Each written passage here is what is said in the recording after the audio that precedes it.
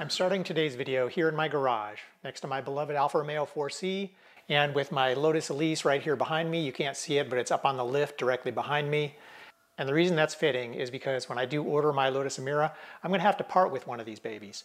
And I'm not sure which one it's going to be, but it's going to be a really hard decision when it finally comes time. So at any rate, I'm also wearing my favorite shirt, which I think is equally applicable to my Lotus Elise and the Alfa Romeo 4C. But I have to say, does not apply to the new Lotus Emira. Lotus Emira, getting in and out is a non-event as opposed to with either of these cars. So I've got to say, in that respect, it definitely gets some kudos from me. But the Lotus Emira is a very different car, and I'll share some of those differences with you in today's video. I think I'm going to be recording most of today's video in front of my computer screen because I have a lot of detailed notes that I need to share with you, and I'm afraid it's just going to take me too long if I try to remember all those details, and you're going to see a bunch of jitters. I splice in a million different little cuts. So hopefully this will result in a higher quality video experience for you. Okay, and I think I'm going to try my green screen for the very first time today. I say that and I have to go change my shirt because if I'm going to use the green screen, then this shirt I think is going to cause problems. But anyhow, give me a few minutes. In today's Lotus Emira video, I'm going to cover facts and some conclusions that I've drawn. So first off, under the category of facts, we're going to talk about the e-brake, how the exhaust sounds, whether the Emira will ever go topless, track times, and the digital display. Finally, I'll wrap up with my conclusions about the Lotus Emira, where things are, what are my feelings about it, etc. So I hope you enjoyed today's video. In the first part of today's video, I'm going to talk about some facts, things that we know about the Lotus Emira, as well as my impressions about some of those things. First off, one of my viewers asked me a question about the e-brake. They like doing handbrake initiated drifts in their Lotus Elise, and they were wondering how it's going to be with an e-brake like they have in the Lotus Emira.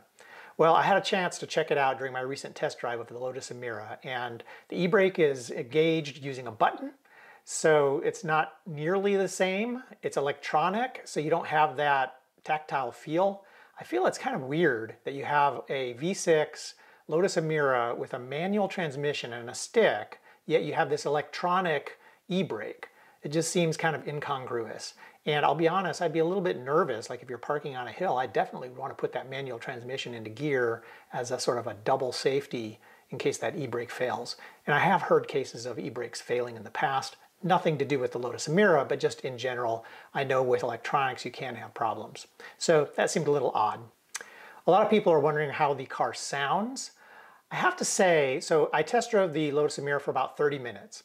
And as I was driving, I was, taking off rapidly from a stop. I was going around corners, I was revving it, I was zooming here and zooming there. And I found myself underwhelmed by the sound of the exhaust from within the cabin. Now, I didn't quite know why that was, so I opened up the window and I still didn't hear a ton of exhaust. I was surprised. And I guess that's probably because they've added a lot of sound deadening and insulation to the car. I'm not sure, you might consider that a pro or a con. I love listening to the exhaust. So I guess in my book, I'd probably call that a con. Now, in my test video, I actually had placed a microphone by the license plate. So it's right by the exhaust, so you get all the great sounds. I was just really surprised that you didn't quite get the same effect from within the cabin of the car. Another one of my viewers asked, will the Emira ever go topless? So there was a Lotus Cars representative there, his name was Tom, and I asked him that question. He said, no, that's never going to happen. I guess it makes sense. The car's just not designed with that in mind. And actually, I did a little bit of research, and if you look at the demographic trends, fewer and fewer convertibles are being sold for whatever reason. Some people think that this is because of the prevalence now of moonroofs and sunroofs and things like that in cars. But whatever the case may be, fewer and fewer manufacturers are putting out convertible versions of their vehicles. And it looks like the Lotus Emira will never have a topless variant. Another viewer asked about track times. What's the quarter-mile time, slalom speed, things like that. I don't know, and I think there are some other videos out there that probably address those things pretty well, so I'd suggest you go check those out. For me, the main thing that I care about is 0 to 60 acceleration. I like fast cornering, I like fast acceleration, and with the Lotus Emira, my understanding is that it's about a 4.3 second 0 to 60. That's okay.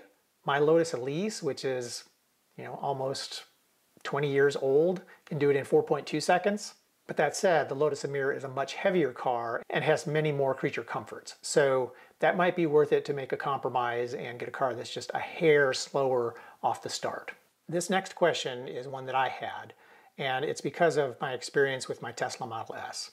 It has to do with the digital display, not the one where you have the speed and the tachometer and things like that, but the multimedia station that's sort of in the center of the car, but also serves a function for the driver. For example, you can select sport mode on that screen by touching the buttons.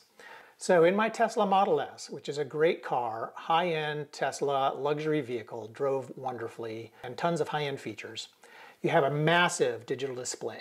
I mean, it's so big that I can't even show you on the screen here. I'd have to back up in order to show you how big it is. And you use that screen to control all kinds of things. So first off, it had a big map for navigation, but it also had buttons to control seats and the radio and all kinds of stuff. And you could not adjust the size of the button or the size of the font, right? So my vision is such now that sometimes I need my text to be a little larger so that it's easier to read, whether I have my glasses on or I have my glasses off. In the Tesla, I couldn't adjust it, and there were times when I could not read the text. That was very frustrating. And then there were times when the buttons were so small, it's like you'd try to press a button on the screen and you'd hit the button next to it, or you'd just miss it altogether and you have to try it 2 or 3 times. So I found that extremely annoying, especially when we have PCs and we have smartphones where those things can be adjusted. So at any rate, I don't know how many cars actually offer that ability, but the Emira does not have that ability. So I've confirmed that. That said, the few buttons that I did see on that online screen seem to be pretty big and generous in their sizing, so hopefully they've thought that through better than they did with the Tesla. So that's it for the facts section of my video. So in conclusion, I'd just like to share my thoughts on where I am with the Lotus Emira and whether or not I'm going to buy one or not. I haven't made a final decision, I'll say that right up front, and I probably won't make a final decision until the time when my number comes up and it's time for me to place the order with the factory and finalize my configuration. Until that time, I'm gathering information, I'm listening to other people, I'm looking at the market, and I'm trying to make the best decision. I will say that by raising the price on the V6 first edition version 2.0, that's a bit of a mouthful. They probably need a better shorthand for that. That raising the price by $14,000 is a real problem for me. I really don't like that. It leaves a bad taste in my mouth. I understand why they say they're doing that, but heck, I mean, Geely invested hundreds of millions of dollars in Lotus. It seems to me that they could honor those initial commitments, and that would be sort of barely a tinkle in the bucket when it comes to all the money that's been spent. And it would be well worth it to maintain Lotus's reputation. Anyway, that's just me. I'm still struggling with whether to get the V6 with the manual transmission, which sort of was my initial passion and love and the thing that first caused me to want to buy an Emira, versus now the i4 with the dual clutch transmission, which is ultimately much more tunable and could end up being a much more fun car. So I don't know. I guess, again, I'm going to wait and hopefully I'll get some more details about the i4 this summer. And as more information rolls out, I'll be able to finalize my decision. Today I'm wearing my BMW M Motorsport t-shirt. This is something I got down at the BMW Performance Center in Greenville, Spartanburg, South Carolina. That's adjacent to the BMW factory down there.